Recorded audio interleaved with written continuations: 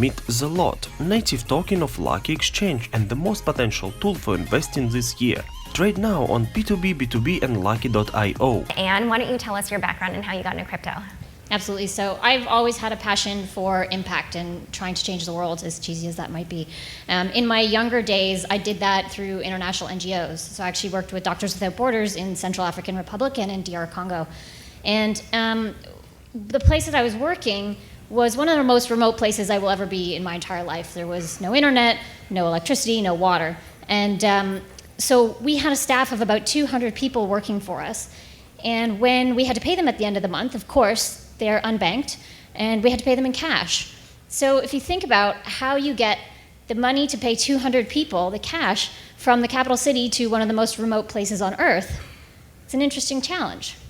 So I actually used to carry knapsacks full of cash on my back through military checkpoints, through guerrilla-run territory, and then we'd store it in our office. And so I've had many colleagues who have been robbed, they've been kidnapped, they've been injured as a result of doing this work. And so for me, when I heard about Bitcoin in 2012, the aha moment I had was thinking, okay, if we could just pay all of our staff with the click of a mouse from Europe, all of this work that we were doing to count the cash and put it out would be so much more efficient. But fundamentally, it wasn't about efficiency. It was about the lives of the people that I was working with who would be saved by not carrying cash in highly insecure countries. And actually, just to continue, so then how did you end up working in this space, and what do you do now? Yeah, so I focus very much on projects at the intersection of blockchain and social impact. So I teach with Singularity University, and then I'm advising a really exciting company out of Toronto called Buns. That's the online trading and bartering platform. They've been able to keep more than it's the equivalent of 2 blue whales of trash out of the garbage by using cryptocurrency to facilitate trades between people in their community. So working in that space and working with a couple of NGOs as well. Oh, very cool. Okay, Cara. Great. So I came to the blockchain world through the lens of ethics and technology. So my technical background is actually in autonomous systems. I spent over 2 decades in the US Navy, and I was working on autonomous systems, military autonomous systems. As you can imagine, there are some ethical debates around that, so I got heavily involved in some of those discussions. And so that's what brought me to Georgetown University about 1.5 years ago, where they asked me to come over and start to look at some similar issues around blockchain and how it was being deployed in terms of social impact, to look at the privacy and ethical implications of that. So that has resulted in, we actually launched earlier this summer something called a blockchain ethical design framework. So it really is a methodology and a tool that people can use to have a thoughtful and ethical design process when they're developing blockchain technologies for social impact. So I think Alex really nailed it yesterday when he talked about how it's really about freedom. It's about freedom of choice, freedom of expression, freedom of financial system. Because when you think about all these countries that Bill was talking about as well, Zimbabwe, Venezuela, if you make money on Monday and it doesn't buy you anything on Friday, there's a word for that, and it's slavery.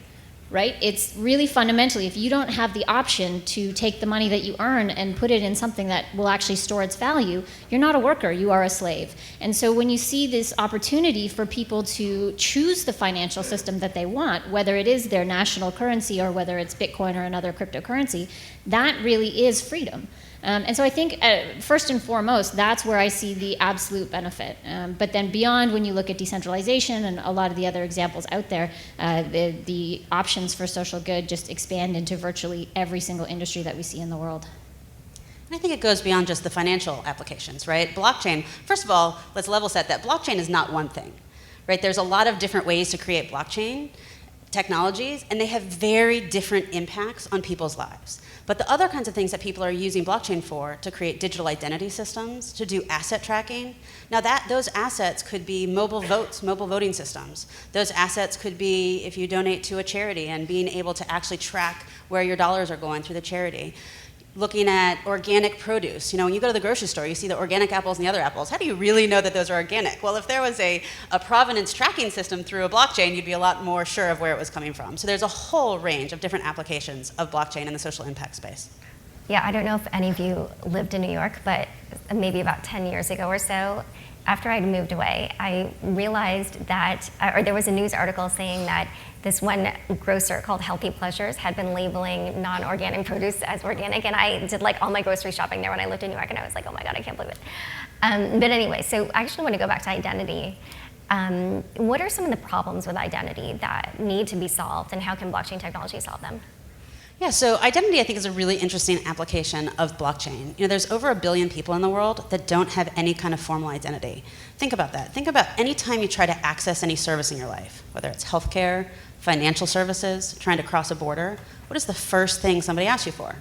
Your identity, right? So if you can use blockchain to start to create secure digital identities, that is really powerful. Right? I mean, think about even closer to home, homeless populations. People are looking at how can you create a digital identity system for homeless populations so that when they can't keep track of some kind of paper identification, they can show up somewhere and have. There's an interesting angle too around the privacy of identity. So if you think about the last time you went out to a bar, not counting last night, which was a lot of fun, and the bouncer says, okay, I need to see your ID so you can get in. And you hand over your ID, or maybe your daughter does, whatever it is, and the only information they really need to know is that you're over 18 or over 21. But when you hand them your driver's license, they know your name, they know your birthday, they know your address, they have significant amounts of information that could help them actually steal your identity and maybe take out a credit card, or in a worst case scenario, they could actually follow you home at the end of the night. So if you think about blockchain-based ID, where you could put your fingerprint in your phone and it would just turn green and say, yep, she's over 21. You don't need to know her birthday, you don't need to know her name, but you can let her in your bar. It's verified. Yeah, I actually also wanted to mention something that came up in one of my podcasts. I interviewed Catherine Hahn, who is a former federal prosecutor, and that's what her job was at the time. Now she's one of the GPs at Andreessen Horowitz and co-manages their crypto fund. But she talked on my podcast about how apparently in the US, there's 14,000 legitimate versions of birth certificates out there, literally. And so she was saying that this leads to what's called breeder documents, where basically with some kind of faked birth certificate, which would be really difficult for anybody to figure out was fake, you can create then like a passport and a driver's license and all these really useful identities that you can use to do all kinds of things. So I think that's definitely another area, kind of combating fraud. But let's kind of also talk about the provenance issue that you mentioned earlier. I feel like there's so many areas where that can be applied. What are some examples, and what are the problems that can solve there? Yeah, I mean, there are myriad examples. We talked a bit about secure mobile voting, but think about the government applications also in terms of deeds and land registry, right? There's a lot of countries around the world that are exploring. If they could put land registries on a blockchain, then think about how much you pay for title insurance when you buy a house. Right? But there's always some challenges with this, right? There's what we call the zero state problem. How does everybody decide that the initial information that goes and all of the needs and all of the resources that go into a disaster zone? That's an area where you have a lot of different people who have to access the system, have to write to the system, have to see the system. These are the areas that people are exploring for blockchain to see how you can track things, especially in these very decentralized environments. It's also coming to play. There's a few companies looking at provenance in terms of elimination of slavery in the fishing trade. So you could track your fish back to a company that does proper fishing. There's other ones that are looking at diamond tracing so that you can be sure the diamond you purchased was not a blood diamond. So when you really think about it, I mean, yes, it's a supply chain problem, but at the end of the day, the real problem it is solving are very critical issues around human rights and climate change and these sorts of things.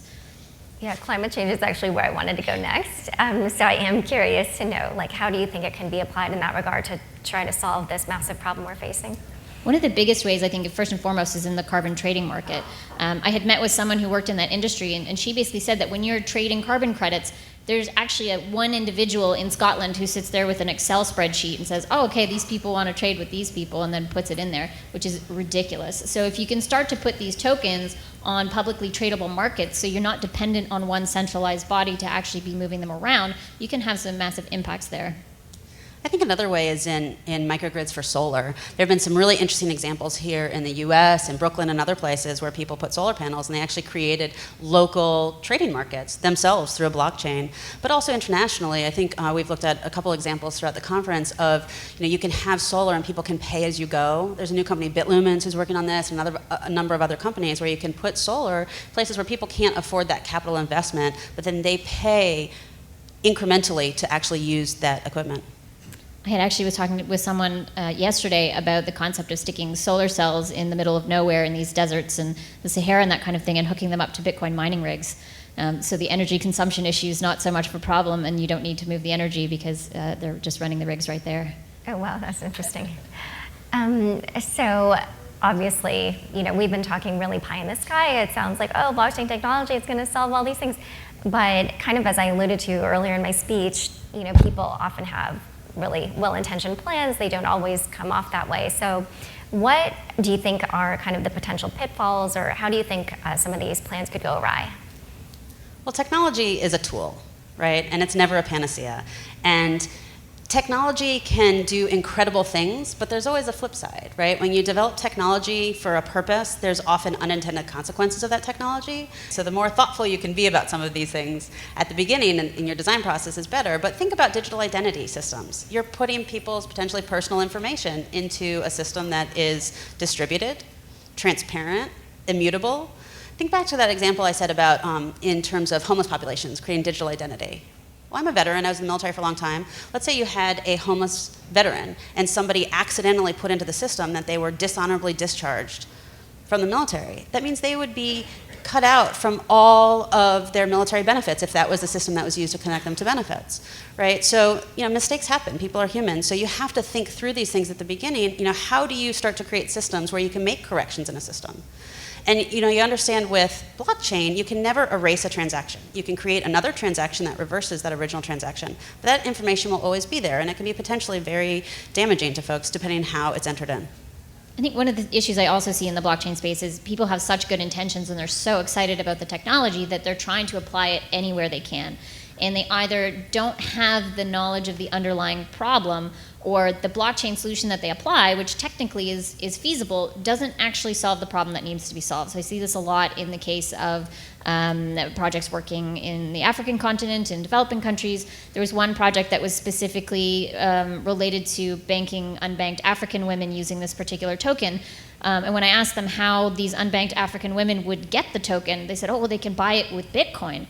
So how are they going to get Bitcoin? There's 2 ATMs on the continent at the time, And so they hadn't really thought through the realities of the actual problem space, and we're just trying to apply blockchain to it without really a whole lot of thought. So I know you've been working on this ethical framework for blockchain. What are some tips that you would have for people that want to use blockchain technology and apply it in these different ways to have a positive social impact? Well, I think the first thing is make sure you understand the problem that you're trying to solve and understand the entire ecosystem around that problem and the outcome you're trying to achieve. And bring in a really diverse by people who have the same paradigm as you do. You're going to approach this problem in one way. But as Anna was alluding to, if you don't think through what is the infrastructure that this system is going in, what's the technology infrastructure, what's the regulatory and legal infrastructure, but then who are the users? What are the user dynamics? I mean, you may go into a place and say, okay, I'm going to use a blockchain to help distribute aid, and the unit I'm going to distribute aid to is going to be the family unit. Okay, so there's an adult and there's children. Well, there's places in the world where family units are not led by an adult. So if that's the way you design your system, that's not going to work, right? And it really comes down to governance. Blockchain is a system where you set up, you create a set of rules, and all the transactions have to follow those rules. So there is a lot of power in creating those rules about who has access, who controls and owns data and transactions and assets. So being very diverse from the very beginning and really understanding the ecosystem of the problem that you're trying to solve, I think is the good first step. Yeah, I would also say don't forget history, because I've seen a lot of projects out there that, again, are very well intentioned, but are repeating a lot of the mistakes of the past. There's one in Puerto Rico right now where they're trying to create a decentralized community, and they're effectively recolonizing Puerto Rico. And so you have to be very careful about not just having good intentions, but actually having good operations and a good strategy behind what you're doing to actually achieve the outcomes you want to achieve. So we actually have a few minutes left for questions. Are there any questions in the audience? I think we've got some mics in the back.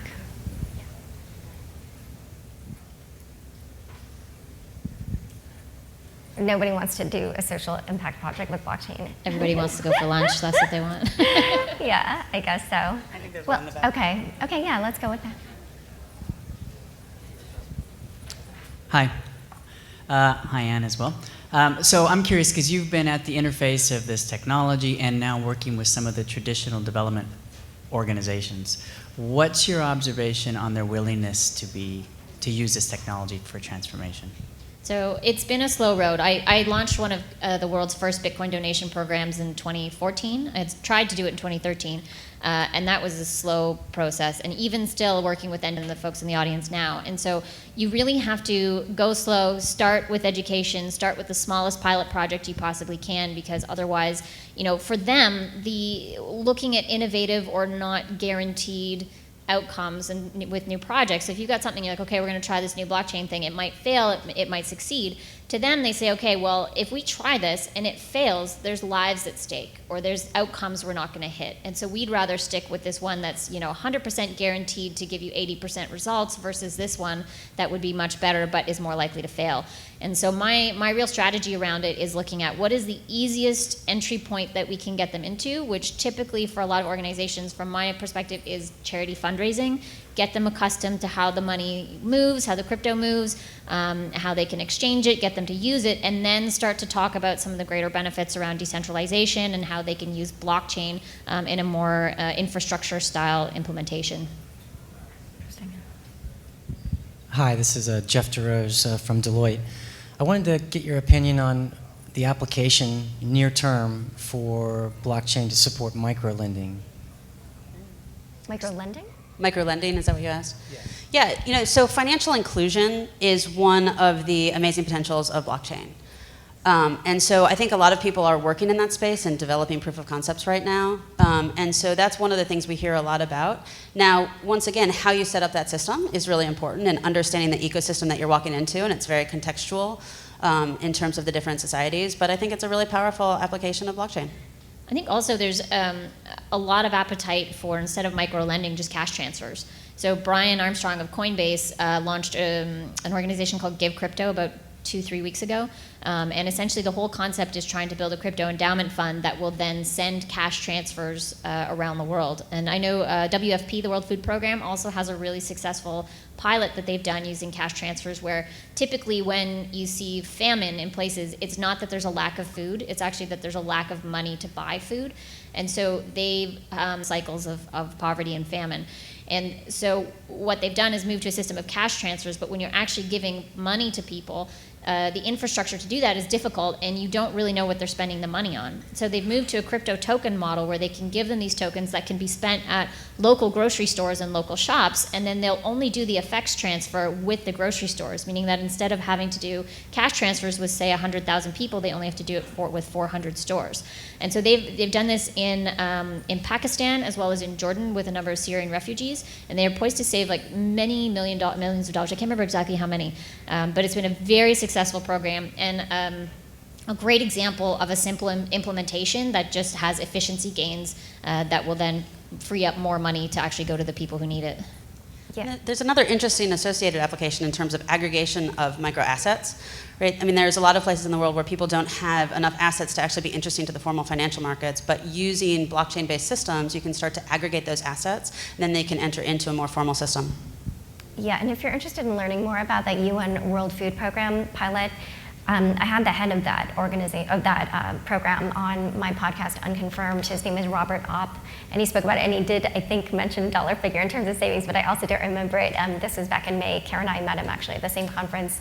But yeah, he talked about how it was hugely successful, and I think he hinted that basically the UN is interested in maybe adopting it in other areas because it actually has been really, really useful. And oh, there's one back there. Yeah, great to see an all-female panel at this point in the conference. And you guys gave some great examples of the social impact layer of projects in the developing world, energy, identity, food. Having already done lots of research, can you just throw some more examples out? Because I'm really curious. And I think one of my favorite companies that's out there is one out of Vancouver, Canada, called RightMesh. And they're essentially mixing blockchain and mesh networks. So if you can imagine you've got a developing country or somewhere that doesn't have internet access, if you have one person that has internet access, perhaps through their phone or through their home, they can then connect to everybody else in the town. And so using blockchain, anyone who's processing sort of that transfer of information back to the internet will get paid a little bit, a little microtransaction in cryptocurrency. And then everyone in the town has access to the internet, even though only one person actually has that connection. So that's a really exciting. It's not just looking at the seafood industry from the slavery perspective, but also in terms of illegal fishing and how you can start to use a suite of technologies where blockchain is one, but also using visual image processing and AI and other technologies and satellite technology to really be able to track where catch and how much catch is being taken, especially across the Pacific Ocean and other places, and to record that automatically into a blockchain system. I think that's a really powerful application. Great examples. RightMesh is awesome. They raise money. They've got a great team. What about carbon sinks and projects where, I guess, contributing to climate change, where there's perhaps corrupt government, and how do we empower people to save their forests, their jungles? Have you come across anything around that? There's a number of different companies working on the climate change angle. Where it gets really interesting is when you start to integrate blockchain with sensors. So if you said perhaps, okay, we want to reforest this whole area, we'll use NASA satellite data to identify whether or not that impact has been achieved, and then that will trigger the payment through blockchain. Now, naysayers will say the only thing that's going to do is going to create a price uptick in green paint, so they'll paint the ground instead of planting the trees, but there's one of the possible outcomes. But there's some really neat things that you can do as well with adding sensors to farmland to make sure that it's being farmed in a sustainable way. Essentially looking at how can you actually take data from unique sources and then use that to trigger payments or to trigger tokenization of data that can then be sold and traded. Great. Well, these have been fantastic questions. Thank you guys for your wonderful answers. We are out of time, but this has been really fabulous. Thank you.